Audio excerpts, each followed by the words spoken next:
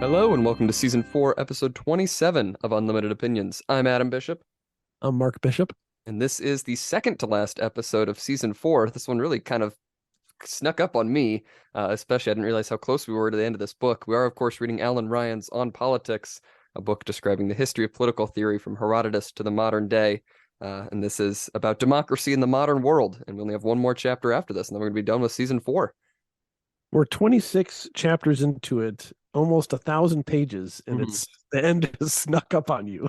It did. I thought we had at least like two more after this, but Well, one apparently more. not. So, It's just, we got to figure out what we're going to do for the next season. We were thinking about doing something Tolkien related. We talked about that earlier today. So we might do something like that. I found a couple interesting books that I might share with you after the podcast, but maybe something Tolkien related so our listeners can get excited for whatever that may be in the coming weeks. Well, you don't have to have like one book. That It is could true. be a couple, or it could be a series of topics, or Yes, that is true. that's what we have done for our various seasons. But in any event, Yes. I'm expecting this is going to be a shorter Yes, most likely. podcast. There were fewer sections in this chapter overall. It was about the same length as other chapters, but there were less topics, I feel like. He went more in depth on a few topics than he usually does. But we just do start off with this distinction between ancient and modern democracy. And he says, we begin this chapter with the difference between ancient democracy and modern democracy, and then we look at specific theorists later on. But he says, after World War II, most of the world took the desirability of democracy for granted, and this provoked two different kinds of theoretical reflection. The theory of making democracy more realistic and theories of the inadequacies of the current liberal state. But he says, for the most part, most past writers would not have described modern liberal democracies, such as the U.S., as democracies without qualification. He says, democratic countries today are not pure democracies, as pure democracies are prone to factionalism and mob rule. He says, liberal democracies are non-tyrannical and liberal popular mixed republics, and that the power of the majority is constitutionally restrained, governments are answerable to the public at large, they combine the rule of one, few, and many, and they give the ordinary person a degree of intellectual, spiritual, and occupational freedom that the ancient world never dreamed of. So really, when we're talking about democracy in this chapter, we're talking about these popular mixed republics for the most part, and not really pure democracies as we'd really understand them. Yeah, and I think, yes, that is the way he would define it. Because we don't really have democracies, we have republics. With some elections that select the leaders, the representatives in the republic, and I think he's not very critical of these republics. He just assumes that it's this great thing and it's non-tyrannical. And I mean, I think there are legitimate gripes about republics and how they can be tyrannical, at least to certain groups of people. Or I mean, anyway, so he sees it as an ideal in actuality, rather than just talking about the ideal. He's just asserting that modern liberal democracies are very, very good and can protect freedom of speech and freedom of ideas and freedom of thought. And in the modern world, I think, luckily the United States has the First Amendment, and also the Second Amendment, which guarantees the First Amendment. But like they don't have the same thing in Great Britain and Canada and these other liberal democracies who they do have tremendous individual rights, but they have become quite tyrannical in the last couple of years, especially in COVID times. There we go. What is that, like 2 minutes in? We've already got our reference. Well, the topic is democracy in the current times, and somehow we allowed the democratic elements in the Republican, and I mean that with a small r, Republican corrections and protections of individual rights just to be swept aside in this common good analysis of we have to do it for everybody's good. But it was also a mixed censorship regime, along with a huge assertion of centralized power that has never before been seen in these liberal democracies. It was unprecedented. and people should be in prison Hmm. for it, and eventually should be put into prison when all the corruption is finally revealed. I would not be opposed to putting some of them on trial for treason and having them executed publicly. Well, that is quite a way to start off this episode. I feel like that's going to set the tone for whatever we're going to talk about next. Is with this lovely rant that you've just said that we should execute some of these people. Thank you. Well, I mean, is there another time in American history where more people's civil rights were violated than in the 2 years after the spring of 2020? In response to COVID, you can make an argument the Alien and Sedition Acts under John Adams, because they were thinking they were under threat of a war with France that never came to be. Mm-hmm. You could talk about. I was thinking the Civil War, with Lincoln removing what's the term for it? Suspending habeas corpus. Yep. It was a war, Mm-hmm. and I'm not advocating for that, but it was different. But I think that was illegal, and I think the people that love Lincoln try to just forget about that.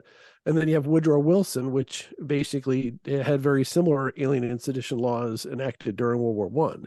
So those three eras, I think, were horrible.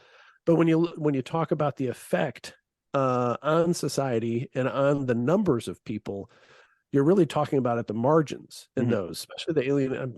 I'm just finishing a book on the Alien and Sedition Acts. That's why it's on the forefront of my mind. But it's relevant to this topic. Very few people were prosecuted. It was a horrible act and unconstitutional, all that kind of stuff.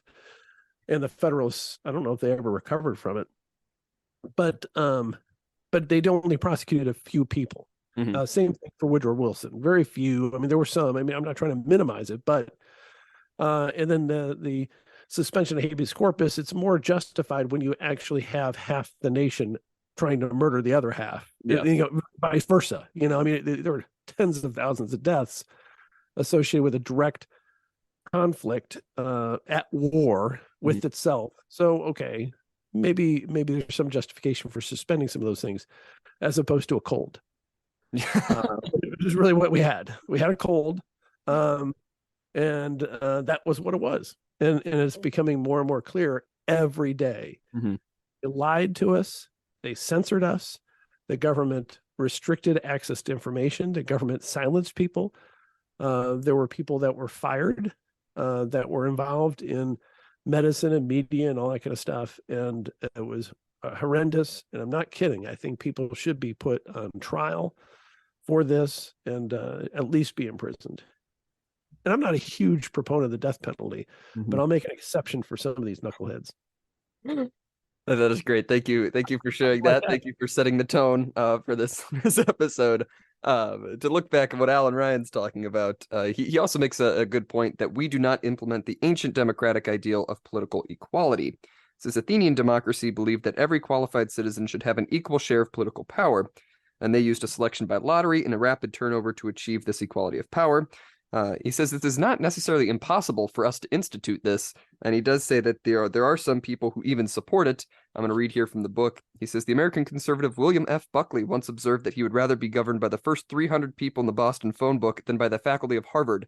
This was not a very radical thought. One might well prefer to be governed by 500 people chosen by lot than the 535 professional politicians who make up the Congress of the United States, or the 635 professional politicians who make up the British House of Commons. That would implement the Athenian view of political equality.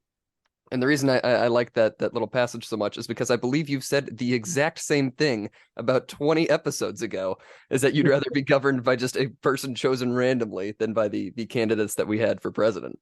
Well, and I have to confess, I knew of that quote from Buckley. I thought I alluded to it, that he said he'd rather be ruled by the first so many people in the phone book. And I think he famously, if I remember correctly, he ran for mayor of New York as kind of a protest candidate, but actually ran a campaign on it. But the one thing I have a couple bones to pick with the author in this chapter. Like the first one I was talking about, that he just kind of glorifies liberal democracies now, and I tend to agree with him, but I think there has to be some caveats. But secondly, he really minimizes the possibility of this type of different selection of our leaders other than elections.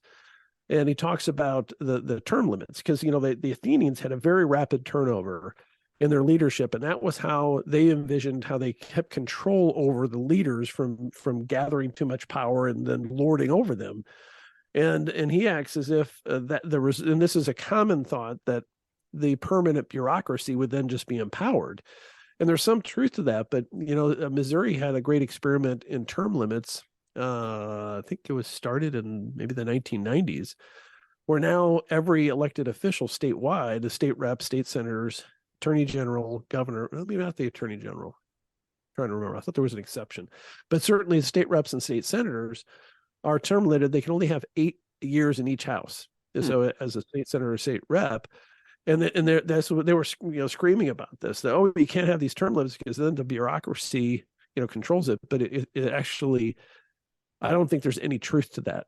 Yeah. What you end up doing is you have people that would have desperately clung to power, and one of them, personally not well, but and I know several of them here in our county that were just term limited out. And of course, there are 3 state reps that were term limited out. They all ran for the same state senate seat because what else are you going to do? Maybe get a job, but they would have never, ever, ever given up their state house seats, except for there's a term limit. And now one of them is our state senator. Okay, fine. And she's going to be there for 8 years and no more, not a day more. And I think that's fantastic. I think she'll do a great job, but it cycles through them, and it makes them do things like right away. Because if you have an agenda, if you go up there and you're like, hey, I'm going to go up there to do X, you damn well better get started on doing X. You can't sit around and learn the system for 2 years and then start on X, because before you know it, you're out, even if you're a very successful politician. And so if we just had shorter terms, I've become a complete, I used to not like term limits because the elections are the term limits. You just vote them out. The term is 2 years. You vote them out. Now, we need to have firm term limits so that, just like the Athenians thought, we need it protects our democracy by getting these knuckleheads out. Yeah. The next guy may not be as good, maybe better. Who cares? Let's get these idiots out of there. Yeah. And get new idiots in, and they can only do so much harm. So I have a bone to pick with the author, because he acts as that's not a good idea. And I've come around to thinking I'd rather just have a lottery for every eligible citizen that can serve as president, and we just put all our names in a hat and just pick somebody. I mean, is it worse than Biden? Can it possibly be? Well, I guess if you end up picking and it has to be eligible, so it can't be anybody serving a prison term now.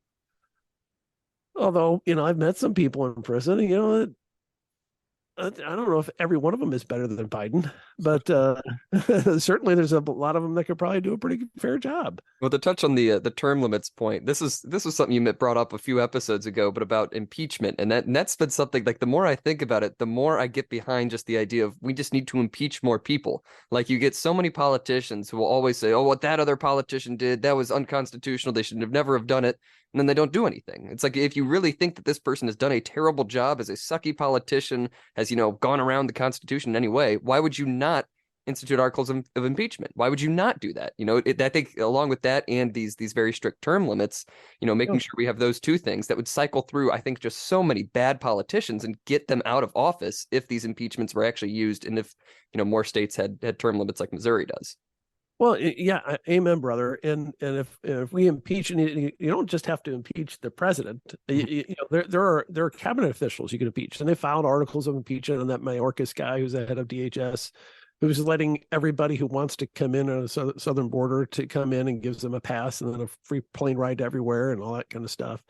Well, that's obviously something that should be impeached. They should have already impeached him. They should have a hearing. They should bring him in and give him an opportunity to be heard, present evidence about how he hasn't followed the laws of the passed by Congress, and it's obvious. They set up policies that are in direct contravention of the existing law. Impeach his ass. Now they say, well, we waste time because then we're not going to convict him. Well, you know what? You still have the trial. You know, and as a trial lawyer, this has been really bothering me for 20 years. There's not enough trials. Everybody's, we have to settle. You have to settle. The judges always want to settle. And now they're ordering forced mediation. So we have to pay to have a mediator to try to settle the case. I can spend less time on a trial than I do in a mediation, for crying out loud, and just have the judge decide or have a jury decide. But, you know, there's some, and I've never had a disappointed client at the end of the jury trial. I have not won outright tremendous victories in every case. But at least when they have their day in court, they had the case heard, they can understand the verdict, they heard all the evidence, and every one of them to the last said it was a great experience and they're glad they had the opportunity. And I think the same is true if we have impeachments, especially judges. They need to start impeaching judges on a regular basis because they are usurping the authority of the democratically, getting back to our topic. Yes. The judges are usurping the democracy. That is a fundamental element of our republic. The elected officials are being usurped by the bureaucracy, who should be impeached, and by these judges, and it focuses their minds. Judges, you know, well, none of me listen to this, but judges they all seem to have the same kind of timid mentality about their jobs. They're always afraid of, well, the ones I know, because they're elected. And so they're always afraid of their term and you know, how long are they going to be there. But even the appointed judges were nervous about how long they're going to be there. They tend to be more arrogant as they're up in St. Louis County, because they're basically, they have retention elections, but very few of them lose because they're unopposed, and all they have to do is get 50% unopposed, which is a different gripe I have. It should be a super majority. If you can't get a super majority when you're unopposed, you got to be thrown out. Whatever. Yeah, at least a 4/7 or something. Anyway, so but I wasn't expecting to do a bunch of rants, but this is like number 5 or something. It's like 10 minutes in. But I'm agreeing with you. I'm just elaborating on your point. Yes. Impeachments are good, and they ought to have the damn trials. I mean, we can't get the public's business done if we're doing trials. What are they doing? When's the last time they did anything? They haven't passed anything other than spending money we don't have. I would much rather have them spend all of their time impeaching each other and having these trials rather than doing other stupid stuff. What are they doing? They can work weekends.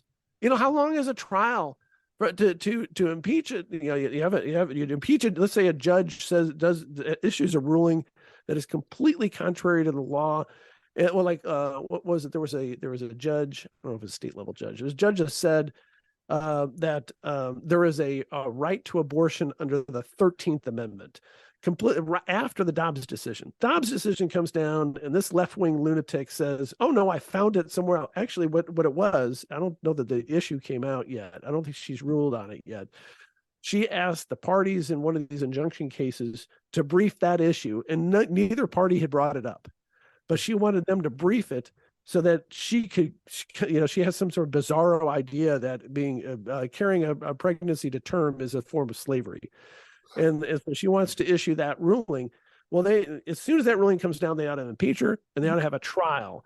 Because if you're going directly against a precedent of a higher court, you're not doing your job as a district judge. So fine, let's knock off one of them.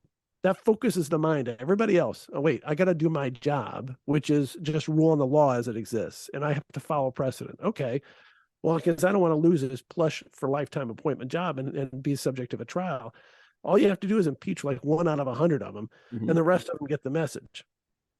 Anyway, all right. Thank you for all that. Let's get back to the book. He also makes the point that modern democracies also have many minority protections in place to protect against the dominance of majority, which are not seen in ancient democracies. He says the ancient ideal of intense involvement in public affairs is also not prominent today. Instead, the citizenry is felt to have lost a lot of ownership of public affairs. However, some argue that this is a better thing, as a nation whose population can pay attention to more rewarding things than politics is a happy state. So kind of sacrificing, you know, wholehearted participation in the state for the sake of, you know, we can just do other stuff and not really worry about politics. You know, it's kind of a give and take, I suppose, on whose side you fall on, whether that's a good thing or a bad thing necessarily. It's absolutely a good thing. Mhm. And I know this from local government. When you have a whole bunch of people participating in meetings at the local level, it means that the local officials have screwed up, because nobody wants to go to a city hall meeting unless they're getting a plaque for doing some great thing or so. There's some business you need a zoning change or something like that. But when you get a crowd, that means everybody's mad about something. What you want is you want to vote on these people. You say, okay, who wants to be our representative? And there would be the vast majority of people are like, not it. I don't want to have anything to do with it. But there'll be a couple of people, I really want to do it. Okay, we have the election, we select somebody, and the idea is, okay, you go up there and you represent us, you study the issues, you got to know it. I don't know, you're going to read about it. Just don't screw it up. Mhm. And then 2 years, we're going to reelect you. Okay, just don't screw it up. And because you don't want to pay attention to it, it's absolutely a good thing when people aren't participating in politics, because they're doing something more productive. Mm. If we're all talking about politics doesn't accomplish anything.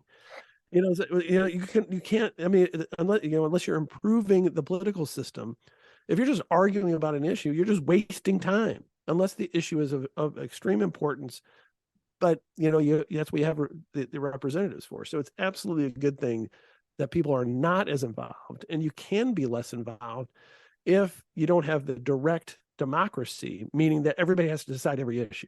If I have to decide every issue, I got to know every issue. I remember being asked, it was something about like, what's your solution to, when I was running for office, that was what's your solution to, what's your position on government funded healthcare? Of course, I said, well, the government doesn't fund it. We fund the government. It just, it's a pass through. But I don't have a plan on that because I'm running for prosecuting attorney, for crying out loud. Why are you asking me about government funded healthcare? Well, it's important to us. And I said, well, I got to tell you the truth. I don't have a plan. If I was running for a position that affected healthcare, I'd have a plan for you, and I'd probably be able to fix it. But I haven't even thought about that because it's not my and they all kind of laughed. Mhm. And they thought it was very arrogant, which it was. But I'm pretty sure I can come up with a plan if I had to. Mhm. But in any event, I don't want to have to mess with that because I want my elected leadership. Everybody in America generally has that idea. That's why you have such low turnout in a municipal election in Missouri. You'll be lucky to get 20% of the public to vote on it, because 80% of people are like, yeah, I don't know, this seems like it's okay. Mhm. The roads are getting paved. There's no scandal at City Hall. They're spending the money, I think, the way they're supposed to be spending, because if they weren't, somebody would tell me or caterwaul about it. So it's absolutely great that we don't have to pay attention to it. Otherwise, it's just a waste of time. Yeah, I agree. I agree. Rant number 6. Yeah, something like that. We're going to move on to John Dewey and his social democracy. Now, John Dewey was born in Vermont in 1859 and died in New York in 1952, and he is described as America's national philosopher. And he really saw the change of America from farms and small towns to the greatest industrial and military power on earth. So pre-Civil War until after World War II is when his life spans. So very, very significant change in the country. But he was liberal in that he believed in an active state, but he saw liberty as the self-actualization and not just the complete laissez-faire individualism. He believed that individuals did not need protecting against society, but what they needed was the enabling to become full members of society, and democracy is sort of this initiation process. And because of this, democracy goes beyond politics, and Dewey really equates democracy with the American way, as it might be if Americans lived up to their ideals. And it's kind of a religious idea. He even goes so far as to say that Christianity would be so incorporated into social attitudes that religion wouldn't be a distinct activity anymore and would just be an aspect of democratic life. So this idea that it's the process of initializing into a community and becoming this community of people, and we'll get more into his ideas there. But his ideas on religion are very strange. Don't you think that's really come to pass with a lot of people? You think so? Well, like the entire Democratic Party, which nobody goes to church. Yeah. The politics is their church. Mm-hmm. I mean, I wouldn't argue that it's Christianity that has come to be, the foundation of a lot of their ideals, but I would say it's replaced religion. But I don't think it's a Christian religion necessarily. That's been what's kind of incorporated in. I think it is a different religion. It's like the non-denominational Unitarian Christianity. The vague Oh, it's a church of be nice and do good things mentality. Yeah, right, Which right. The non-judgmental Jesus version of mm, Christianity, where Jesus is like, I just want y'all to get along, which is mm. not what Jesus said, but you know. No, I do agree with that. I mean, I think that's definitely something that's yeah, that because it's so much of politics. And I know we've talked about specific issues in the past. The climate issue is one of them, and abortion is another. But so many of like specific issues have become religious um, battles essentially over whose religion is correct on this issue. It's gone beyond politics. I was actually talking with a friend up here a couple weeks ago, and we're both Christians, of course. But I was talking to him, and he's like, "Yeah, I just don't understand, how an atheist can like have any hope for the future at this point. Because if you're an atheist, what's the big ideal here? What's the big governing structure? The only governing structure is politics, is the government and the law and everything. And if you're an atheist and you're looking at how awful all of politics is, how can you be any sort of optimistic for the future? And I'm like, yeah, I never thought about it that way, but there's a lot of truth to that. If you're an atheist, then what is the governing principle? And I guess the answer would be politics and that sort of arena there. And I just don't see how that can be a hopeful existence at all. Yes, yeah. I mean, especially when you don't, that you can be an atheist. I guess it's more common to see deists, Mm-hmm. where they think that there's some sort of life force. Yeah. Uh, and because true atheists are, usually at risk of suicide, because if they get depressed, it's like, well, I can just end it and poof, it's over, Mm-hmm. because they don't believe in any sort of God or judgment or afterlife.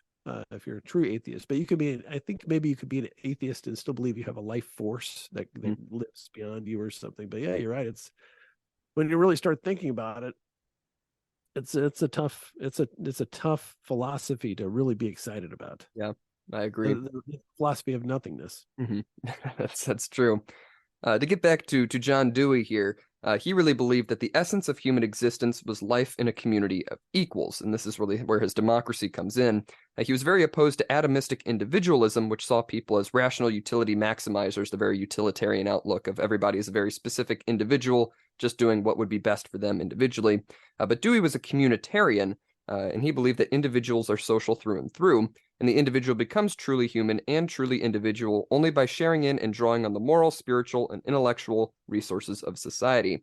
He says our individual biological identity does not equal our human identity.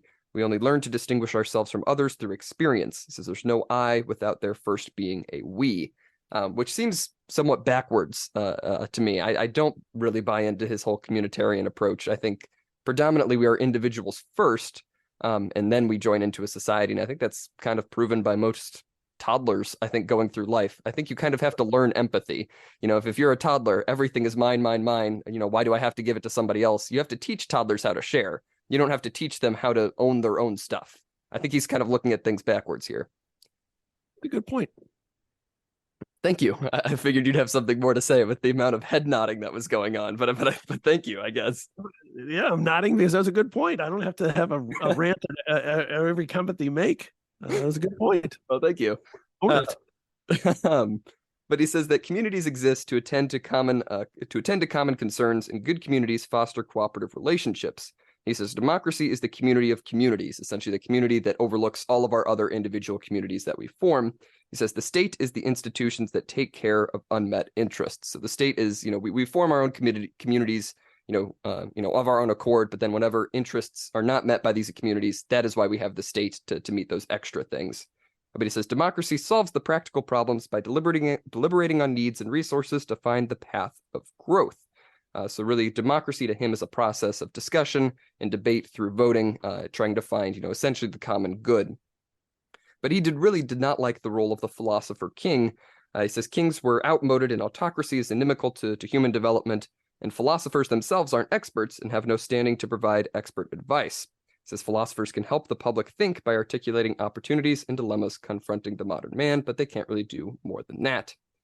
But he says the most important aspect of democracy is education. This is really where his practical side comes in. The book Democracy and Education was structured as a dialogue between Rousseau, Plato, and Dewey. He says Plato wants to educate an elite to think for the common person, and Rousseau believes that any idea that we need is latent within us.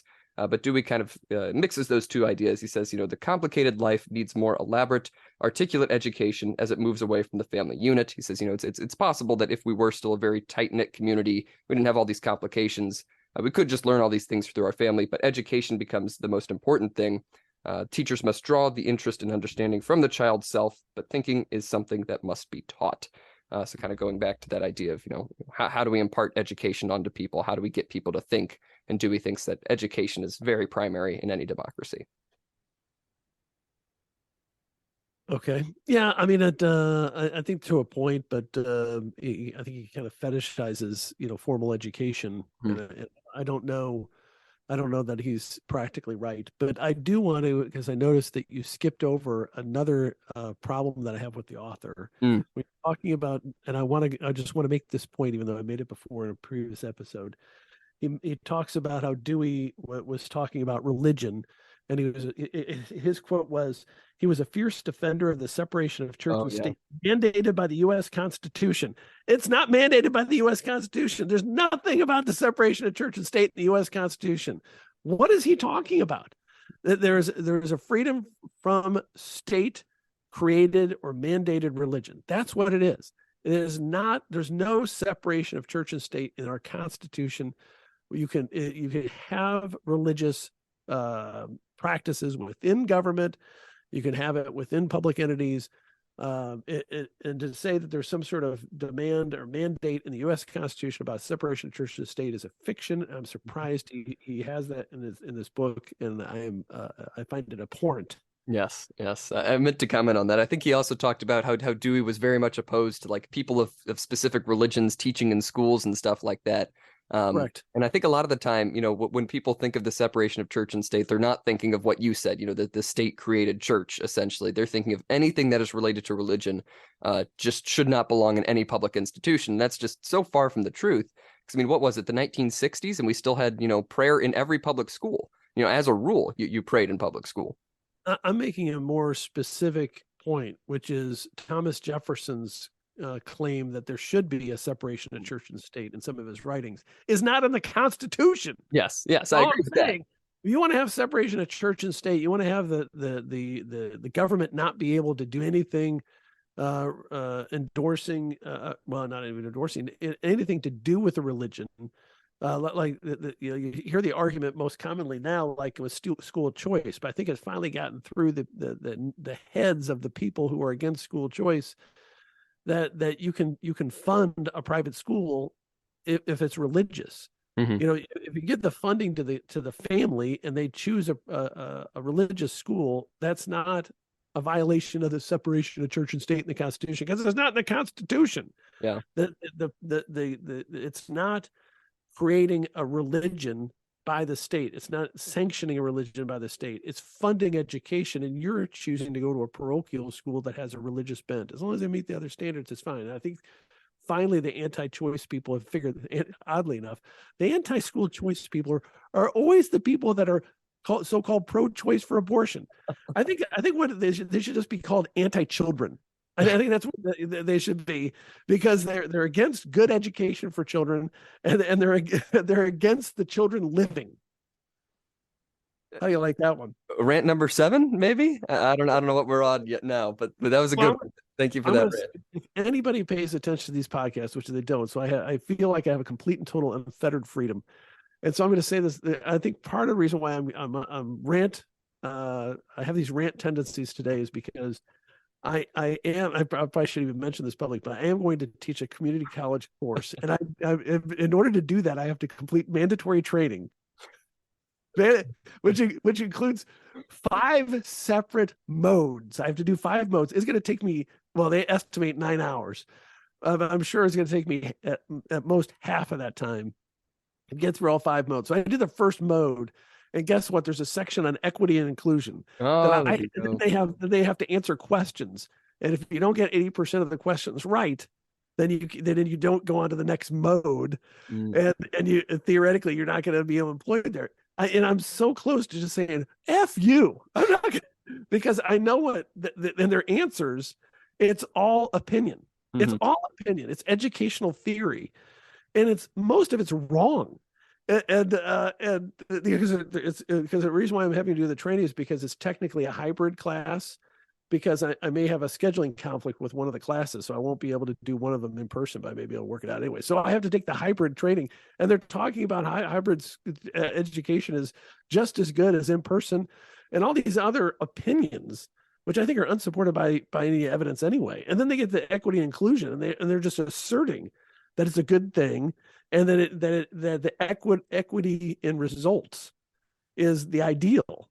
And so I have to answer, if I want to move forward to the next module. Who knows what the hell they're going to say in modules 2 through 5. But in order to get through module 1, I have to answer what equity and inclusion are, as if they are good. Yes. And it's sticking in my craw that I answered their way, and I should have just bombed the test and said, F you. You want me to teach this? I don't know. Well, I mean, I have to pick my battles. Because I think what I need to do is just get in, and then start objecting to all this equity and inclusion stuff and being a pain in the ass, and then they won't renew my contract. but at least I'll have been heard. Yes. That's fantastic. Thank you for sharing that experience. So that's why I'm all wired and wound up. I figured that's what it was. Just a couple more things I want to add about Dewey. He says that democracy is sort of experimental because human beings are problem-solving creatures. We solve problems, and our solutions cause more problems that need resolution. It's very much a cycle, and democracy is the tool that we use to sort of figure our way through that cycle. But this experimental democracy does not imply the dictatorship of the scientist. Everything isn't just an experiment. He actually says that philosophy, science, and art all work to help us, experience everything as richly as possible. He says democracy is what happens when citizens are understood to be entitled to equal access to the emotional, intellectual, and spiritual resources of a society. And I do somewhat agree with him on that point. Sort of the combination of make sure you have a good understanding of science and philosophy and art, all of these things. You shouldn't just value one above the other, because they can all give a deeper understanding to life. But you don't look like you're in the mood for these kinds of thoughts. No, and I really haven't even said anything about Dewey yet. No, you haven't. You've just gone on complete tangents. I'm going on rants about the author. But I think Dewey actually makes a lot of good points.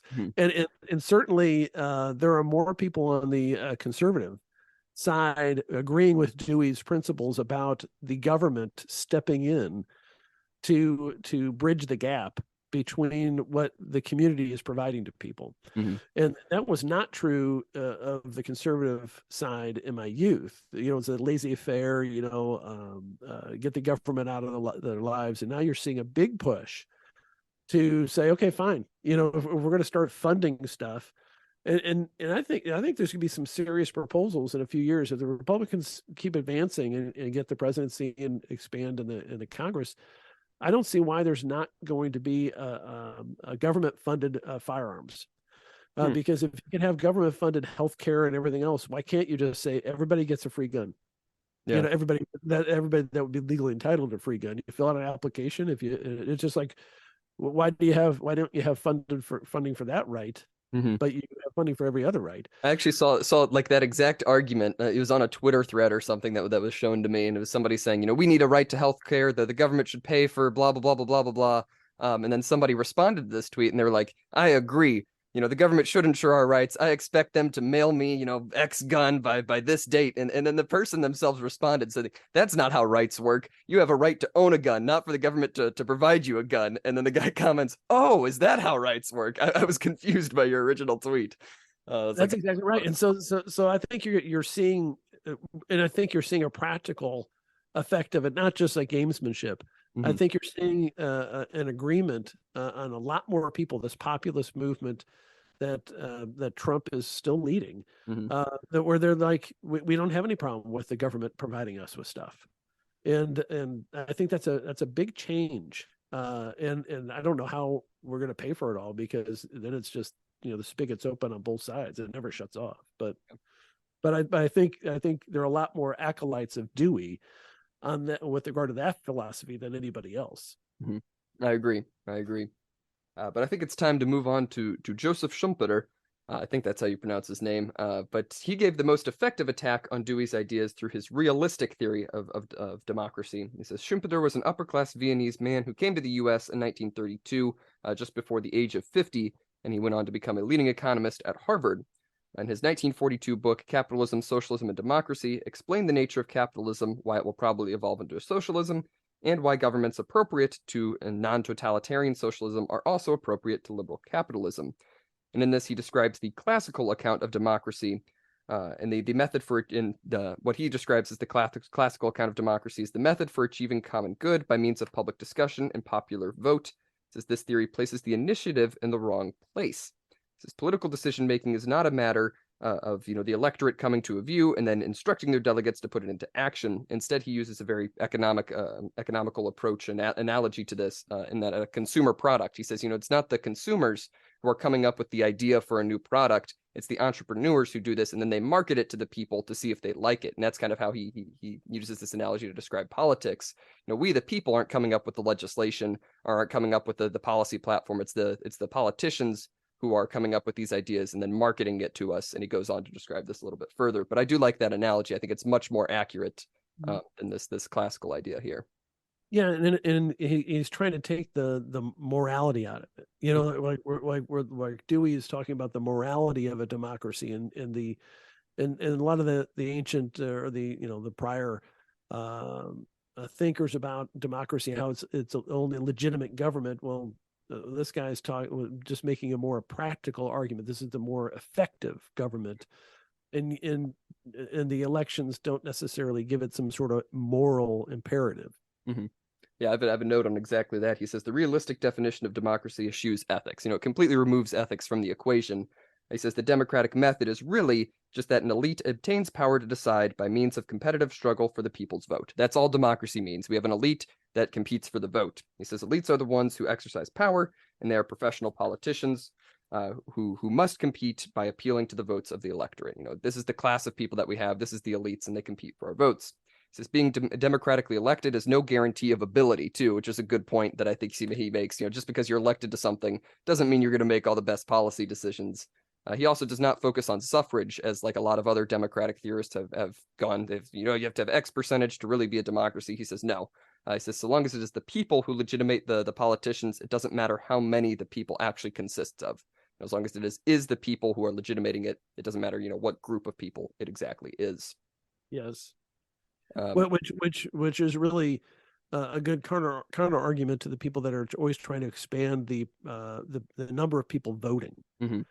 And I'm talking about not the people that would move restrictions, but they're always trying to get valid harvesting. They're trying to force people to vote, really, and I think that's just horrible. There was somebody that proposed making it compulsory voting. Everybody had to vote, or you'd have some sort of fine or something. I think it's just horrific, and I don't think there's anything more legitimate about those elections. And if you ask people, now you're engaged, but if you have friends that are like, yeah, I don't vote, if you ask them why, generally they're going to say, I just don't even know anything about it. I don't know even who to vote for. I don't even know who's on the ballot.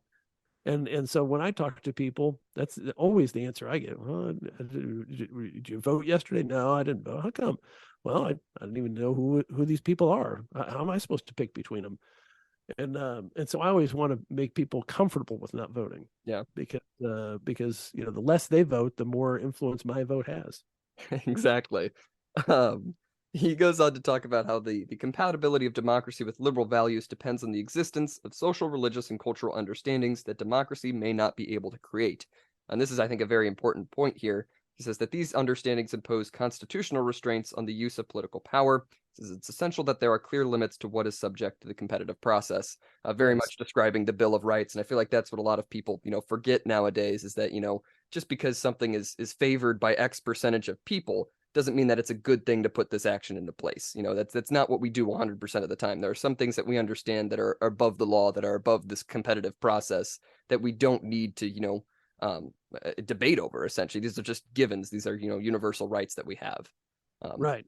Well, and there's a way to amend that too. I mean, but you have to have a super majority. But there has to be You're absolutely right. There has to be some things that are just you can't change. Mm-hmm. That just there and you can't do some things you can't do. Yeah. And that's really what makes the system work as a republic and to protect those minority rights. Mm-hmm. I agree. He also says that democracy needs a political class whose members are capable of enduring political failure without resentment. I'm going to read here. This is essentially the point we made earlier, but he says men whose entire lives are focused on politics find it harder to lose office than men whose lives contain much else. Politics is best conducted by people imbued with the spirit of noblesse oblige, who regard the hurly-burly of campaigning and the strain of governing as a duty that they undertake for the sake of the public good. So I agree with him there that, we shouldn't be electing politicians whose only, factor, their only, qualifications that they have been a politician their entire lives. We need people who, have a lot of different skills to be elected into office. And, if these people who have been in politics for their entire lives lose, what else do they have to offer? What else are they going to do? Because now they're just stuck and they've made politics their whole lives and they're going to be miserable, quite frankly. And there should be a picture of Hillary Clinton in the book. What has she done? She hasn't done anything out of politics. She came out of law school and she was on the Watergate committee. Did you know that she was a lawyer for the Watergate committee? I did not know that. Yeah, they kicked her off because she was unethical back in the 1970s. They literally kicked her off as staff counsel because she was unethical. Wow, I did not know that. That is funny. That is very funny. I don't know why people don't know that. Maybe because she'd have them. There was another guy that committed suicide that was tied to the Clintons, and this one in particular to the Epstein logbook. He just committed suicide last week. He was found tied to, I think it was a tree, and the gun was like 20 feet away.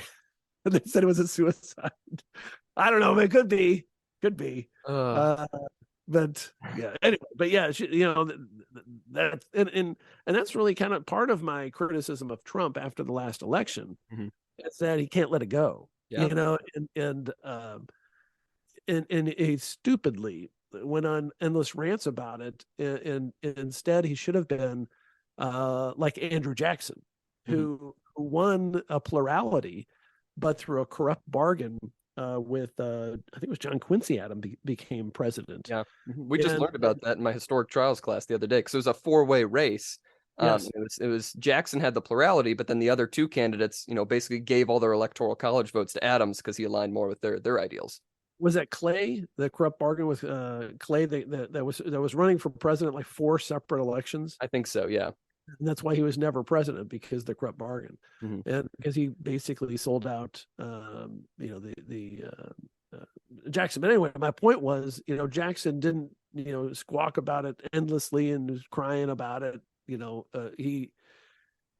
was obviously upset, but he marshaled his troops and, so to speak, his political supporters for a comeback. He was focused on it. So I'm a little anxious about how Trump was kind of like a sore loser, and especially since he was president when all the election rules changed, and he didn't do anything about it. It's like, well, you know what? He's like, well, I'm blaming them. Well, you know what? You're there. It's like he's always blaming. Like, well, these people are undermining me. You hired them. Paul Ryan's terrible. He's a rhino. He endorsed Paul Ryan, literally endorsed him. Mitt Romney, what a snake. He endorsed him for Senate. What are you talking about? That's a good point.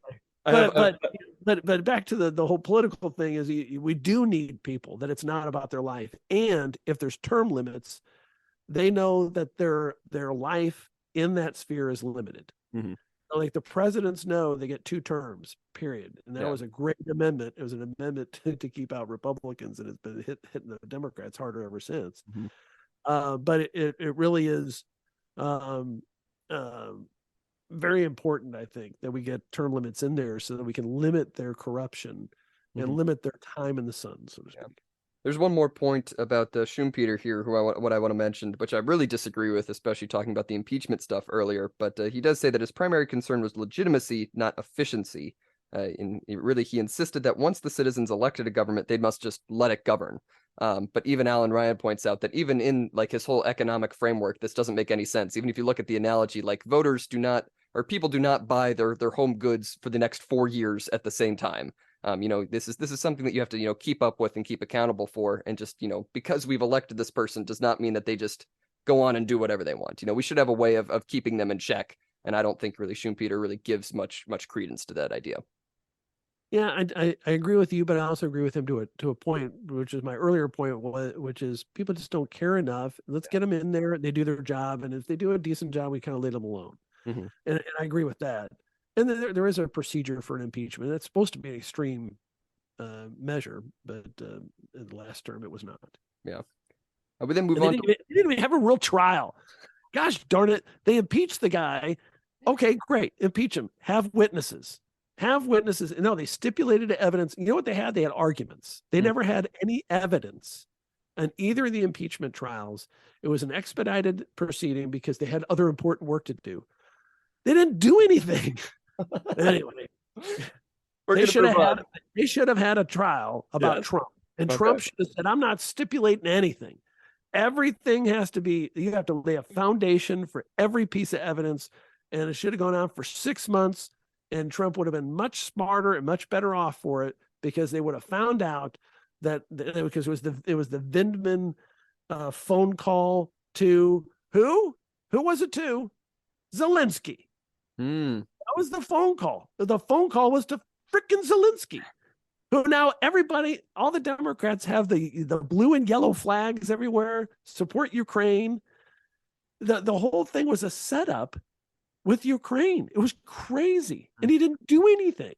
He should have made Zelensky come to the well of the House and testify under oath. Every last one of them. You want to impeach me? We're having a trial. But he was too chicken shit to do it. Is this Trump. Rant 15? Is this rant 15 that we're on now? Keeping track. That was a good rant. That was a good rant. Let's move on to Robert Dahl and polyarchy. He says Robert Dahl's 1956 book, A Preface to Democratic Theory, recast the idea of democracy, which is ruled by the people, into polyarchy, which is ruled by a lot of people.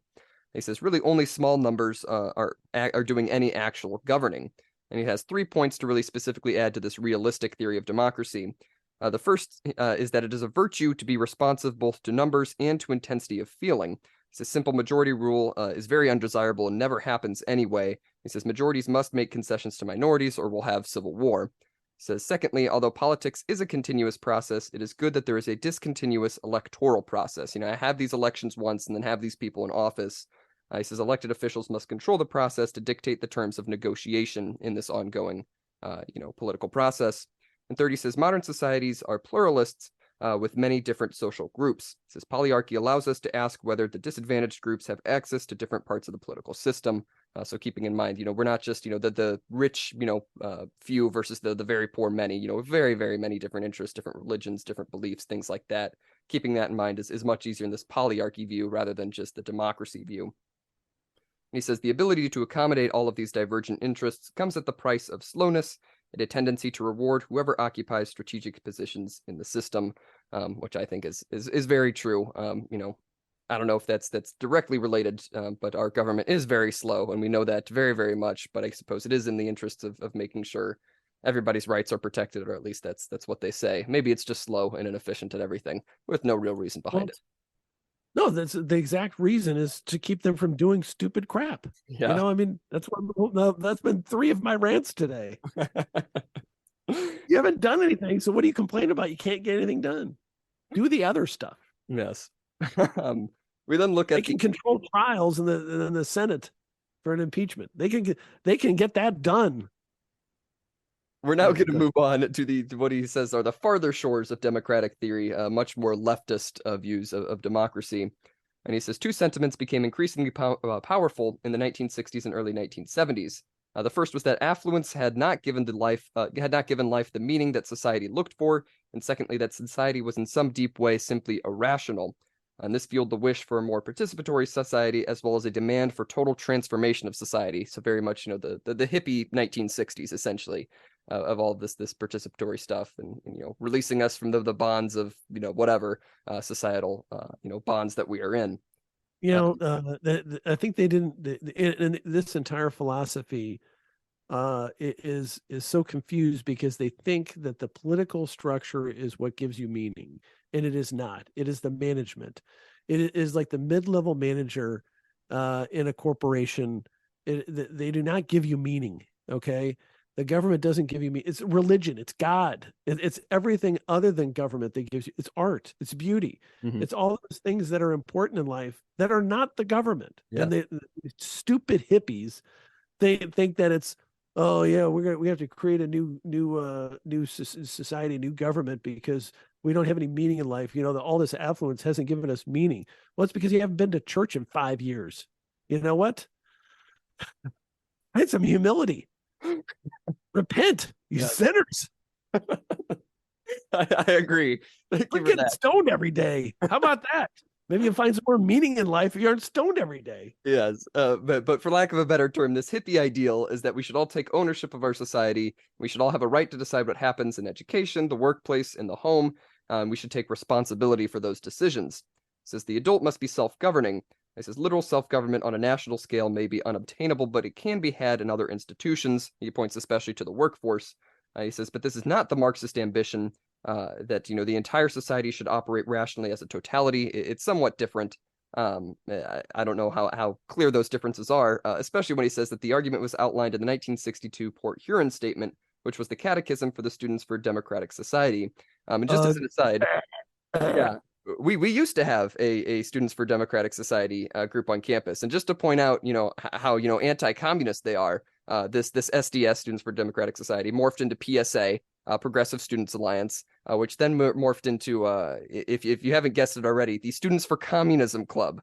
Over the course of, I think it was just 4 years, they went from Students for Democratic Society to Progressive Students Alliance to Students for Communism. So I think that the question of just how far away they are from Marxism is not very far. Well, and it's very similar because they're talking about there's two divisions. Like Marx was, there's the classes. There's two classes: the wealthy, the ones that control the capital, and then there's the labor. Mm-hmm. And this is they differentiate it, saying, well, it's the people that give orders, the people with capital, and the people that take orders, the labor. Yeah. But it's the same damn philosophy. And all those students did was change their names. And I still think that I don't know. I still think it'd be a great idea to form the real Communist Party at Kirksville and just attack every other socialist and communist on campus from the left, and you would have never-ending ammunition because they're never going to live up to their own ideals. Yes. It'd be brilliant. You say, get rid of your smartphones, you capitalist pig. He goes on to say that you made the point of the division of the world into givers of orders and takers of orders, and so workers' cooperatives were needed for more democratic control. Literally, the workers, having a say in the government. But he says, and they're so stupid because most workers don't want to have the responsibility. That's exactly what I have underlined here. He points that out in the book. He says, little emerged because it turned out that there was no enthusiasm for workplace democracy, either among the workers who were supposed to be its beneficiaries or elsewhere. It's all these students saying, we need these workers' cooperatives. And then you look at the workers and like, I don't want to run this company. Why would I have any say in this? I just want to do my job and get paid. Especially if you have a few of them that are these student or these employee rights advocates. Like anybody wants to have to be the boss of them. Who wants to be in a meeting when you're having to debate these people? What's the best way to make a widget? And all they're talking about is how do we democratize the decision-making process? And the practical guys that are working there are like, dude, we just have to figure out which bay this truck has to come to deliver and which bay is going to be used to ship out the finished product. What are you talking about democracy in the workplace? Let's just pick one of them. And no, it's about the process. We have to make widgets. Are you going to make any widgets? I don't know how to make widgets. I'm a democracy workplace expert. Well, then what the hell are you doing here? We have to make the widgets. We don't make the widgets, we don't get paid. People need the widgets.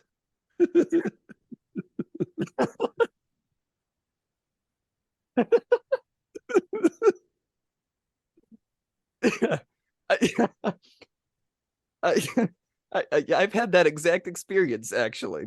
On student government last Oh year, God. of course. I'm going to tell you a little story because one of the things You that's did that over my objection and against my advice, I believe. yes, yes, it was a terrible decision. It was awful. It was miserable. But the student government, one of the things they did, very frequently, they spent a lot of money on making posters and handing out stickers or whatever. And they had already had a vote like a few weeks ago. We should have this, Native American something remembrance something something. I thought it was stupid, but of course they voted, vast majority of them. Yeah, let's do this. And then the next meeting, there was even more debate over whether or not they should go about designing the flyers or getting this painting because it wasn't about whether the painting looked good or whether it matched the theme or whatever. They researched the artist, making sure the artist lived up to every single ideal, was representing these people in the right way, sustainable resources, blah blah blah blah blah. I'm like, just make something that looks good. Just put it on a piece of paper. If it looks good, it's fine. It's a flyer. It's a literal flyer. I do not care if the artist who made this painting used sustainably sourced acrylic paint or something. And they just went on and on and on. It's like, what are we doing? And it was like 20 minutes just to pass this money motion for like $50 to print out a bunch of flyers. I'm like, what is this? Why are we doing this? Oh, it was awful. And during those meetings, you're always tempted to pull out a $50 bill and say, "Here, just take my money and shut up." Exactly. And then you can resort to my famous bitching rights argument. Did I ever tell you that story? Yeah. No idea what you're talking about. I'm going to tell a little story. We'll go off a little topic. So back when I was in law school, I had a buddy of mine. Oh, he's now deceased. Yeah. So Tom came up and visited me with a couple other guys, and we had a few beers, and we ended up at Steak and Shake late at night. And Tom was upset because I think his chili was late or something. He had a cup of chili and a cheeseburger or something. And he was so upset. He just kept talking about how his chili wasn't here, and he wanted his chili first. He wouldn't shut up about it. It's the end of the night, and so I said, Tom, I'll buy your dinner. It would make you feel better if I bought your dinner. Yes. That actually would, Mark. That's very nice, because I feel like I've wasted my money on this dinner. I'm not able to enjoy it. I said, well, I'll pay for it, Tom. Here, that was when you go up there with the ticket, you pay at the register. So I paid it and I came back to the table. And Tom says, I'm still upset about this chili. And I said, nope. He says, what do you mean, nope? I said, I bought your dinner. That means I bought your bitching rights. You can't bitch about a dinner you didn't pay for. I bought your bitching rights. I can bitch about your dinner, but you know what? I bet it was delicious. And he says, well, it did taste pretty good. Anyway, so we had this long argument about whether or not he could bitch about a dinner that I bought for him. So I have this philosophy of bitching rights that if you buy something from somebody, you bought their bitching rights from it. They can't complain about it anymore. That's a good point. That is a good point. You can use that at your leisure. I will. It'll come up. You'll have a buddy of yours that'll be complaining about something he bought, and you'll say, how about I give you $40 for that? And they'll be like, sure, yeah, I don't want it anyway. It's terrible. And you take it. And then if he ever utters another word about it, say, nope, I bought it. I bought your bitching rights. And it's just fun. It's just so much fun because they won't have any sort of, they'll be so stunned. Which is what Tom's reaction was. He's so stunned. And then he's like, oh, he does have a point. Well, I don't think I should be able to complain about this if you bought it for me or from me. Anyway, that's great. We have one more section to cover here, and I'm sure we'll get 5 more rants in. But this is about political liberalism with John Rawls. And he says, John Rawls' A Theory of Justice provides an account of justice as fairness, and this was centered around one idea. If we were asked to design a social and economic system from behind a veil of ignorance, knowing nothing about the place we would occupy in such a system, we would choose the one in which the worst off person did as well as possible. A just society is therefore one where the worst off person does as well as possible. So really this idea of justice, of how we create a society is based on, essentially the lowest common denominator. How good is the lowest common denominator doing? If they're doing well, then it is a just society. So if we can provide the talented and energetic people with incentives to use their talents and find ways of distributing their benefits to the disadvantaged, the worst off will do better out of something other than strict equality. He says inequality is legitimate so long as it enables us to make the worst off as well off as possible. It says kind of the idea of if the better off are getting even better off, that's still fine so long as the worst off are getting better off. As long as there's not, a decrease and an increase on one side, as long as they're both increasing, then the inequality is fine. this is the strongest argument to refute socialism that Mhm. I know, and Margaret Thatcher really pounded it, which is a rising tide lifts all the ships in the harbor. So if you have a small rowboat, if the tide rises, if you can create an environment where the economic tide is rising for everybody, your boat is going to be lifted up along with the yacht. And it's of course better to have a yacht than a little John boat, Mhm. but at least if you have a system that is rising, causing all of them to rise, all of them to get better, then that's really what the system. That's what he's really talking about here. Is that it's not about, well, you have to equalize. You have to bring these people down and these people up. It's about lifting everybody up. Mhm. It's that old kumbaya thing. We all get together. We'll all be better. We'll all be, it's an old hippie ideal. Yeah. But they don't like it because hippies are the most envious and vengeful people in the world.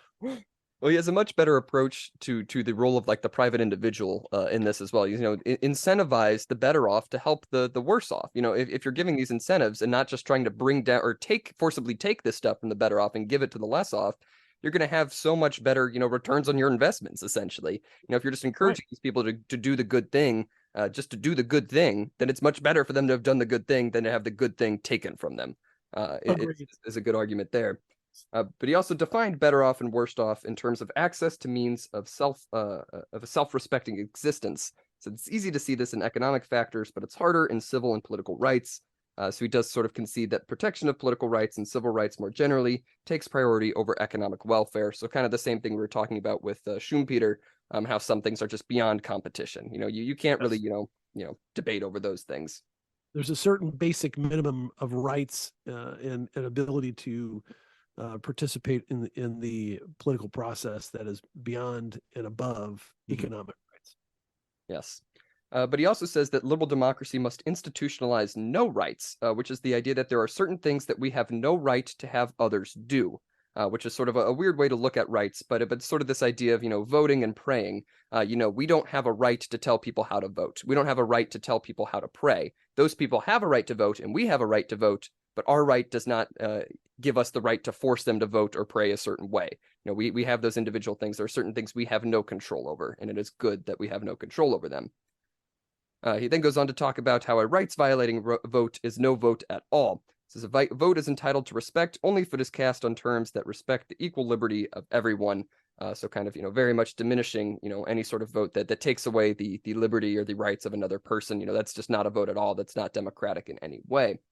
And so with this idea, he views that the liberal democracy alone can be called democracy. There's no other type of democracy besides his liberal democracy. He says this neglects Athenian democracy and the modern view that representative democracy matters because it allows us to vote people out. That sort of idea isn't so present in liberal democracy. But he says modern democracies have been far more respectful of individual liberties than any other government, but there is a loss of clarity in sweeping all virtues together and labeling them democracy. And that is my biggest issue here with Rawls's idea. He sort of just says, democracy is all of the good things. And as long as we're promoting the good things, then it's democracy. And I feel like that's a trap that a lot of people fall into today. We were talking about fascism last week, and it's become the case that, democracy is anything good that I like, and fascism is anything bad that I don't like. And I think we fall into that trap too often in these sort of political discussions. True. Yes. Good point. Yes. Good summary.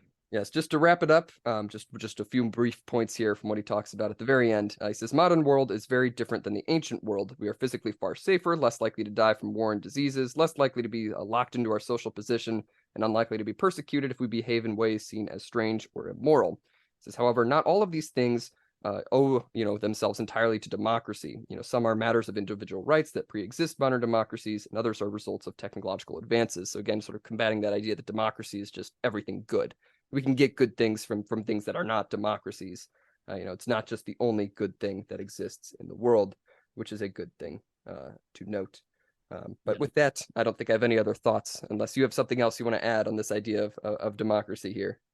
No, and I think this episode would have probably been 20 minutes if it weren't from all my off-topic rant. Well, some of them were on-topic rants, and so I think we're all the better for having listened to me. Yes, I think so.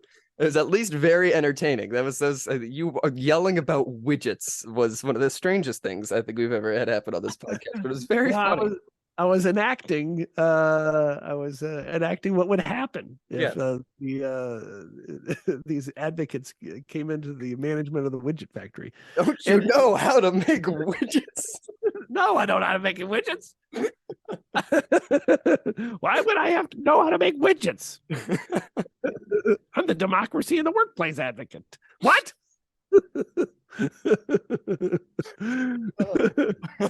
And, the first vote's going to be, let's get rid of the democracy in the workplace advocate. All in favor? Aye. All in favor? No. The one guy. You're out. Funny. That's funny.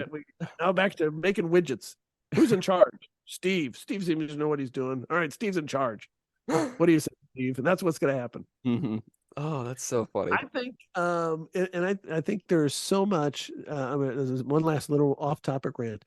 There's some, and I don't know how funny that really was, but there is a kernel of a really funny skit in all of these little things that this nonsense of these Antifa characters and these left-wing lunatics in the schools and the workplace and the Starbuckses, and I mean there's so much material there that is just untapped right now, and I think maybe we should start writing our own skits and just doing a cheap video versions of them and just putting them on YouTube and see what happens and see if we can become viral stars and then become writers in our own right, because there's just so much there. I don't even have to be that funny, it's low-hanging fruit, as they say. Yeah.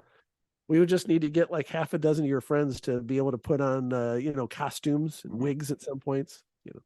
Yes, that's we could do it. It's an idea. That's a good, yeah. If Unlimited Opinions ever goes video format, that's what we're going to be doing, putting out these nonsense skits. That's exactly what it's going to be. I didn't say they're nonsense. I said they'd be funny. No, we should. I'd have like I should do it like Keith Olbermann. Who Keith Olbermann is. I've heard the name. He used to be a really, really funny host on ESPN Sports Center, and he was very quick-witted, very quick talking, and he had a lot of little asides, kind of like the sarcastic sportscaster or sports host guy that is a dime a dozen now. But actually now they're not even that funny. But he was a really sharp cat. He went completely lunatic left wing, and lost his job, and then he was a political commentator, lost that job because he's just a horrible human being. And anyway, now he has I don't know if it's in his basement, but I think it's in his house. He has like a desk set up like he's a news desk, and he has a podcast. Oh. And I think some people watch it, but I don't know that he has any sponsors. Maybe he does. But he talks to the camera as if he's like an earnest news, like a channel, like an NBC News host or something. And he talks about headlines and he goes on these crazy rants. I think that's what I need to do. I need to be like a crazy. Aren't you already doing this? Isn't this just exactly what this podcast is? No, but I want a table and I want a set. I want a news set.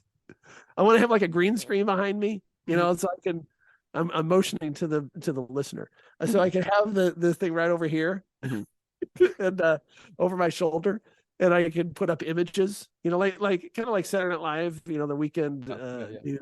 Yeah, I should. It's a great idea. Yes, I think you should run that by Mom and see what she says. I'm sure she'll be a big fan. She probably wouldn't care. Whatever. Just do it in the basement where I can't see it. All right. Do you have anything else that you would like to add to this already, I think, very long episode? Yeah, I gotta get a desk and a camera. That's great, Dad. Well, this has been season 4, episode 27 of Unlimited Opinions. I've been Adam Bishop. I'm still Mark Bishop. You can, of course, follow us on Twitter at ULMTD Opinions to get updates on the next episodes are live and things like that.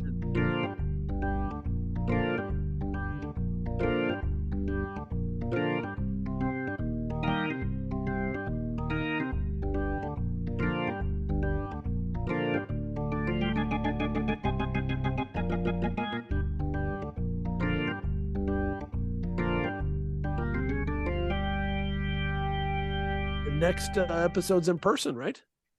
No, we still have another week of me online. I have another week, and then a couple weeks after that, I'll be spring break, and then I'll be back in person. So we only have one more chapter, don't we?